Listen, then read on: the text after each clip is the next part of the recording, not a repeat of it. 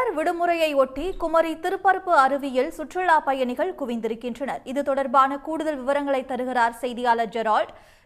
திருப்பரப்பு அருவியில சுற்றுலா பயணிகளின் வருகை எந்த அளவுக்கு இருக்கு? அங்கு முறையான பாதுகாப்பு ஏற்பாடுகள் செய்யப்பட்டிருக்கா? கோடை மழை என்பது பெய்து வருகிறது. இதன் காரணமாக கோதை ஆற்றில் வெள்ளம் அதிகரித்ததை தொடர்ந்து திருப்பரப்பு அருவியில் தற்போது மிதமாகவும் தண்ணீர் கொட்டுகிறது. வெள்ளை வெள்ளையரென முல்லைப்பூ கொட்டுவதை போன்று கண்களுக்கு பார்ப்பதற்கு ரம்மியமாக இந்த காட்சி இருக்கிறது.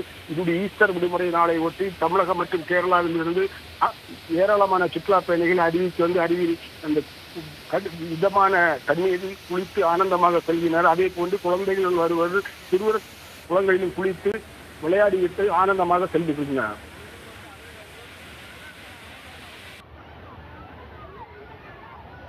விவரங்களுக்கு நன்றி ஜெரால்ட்.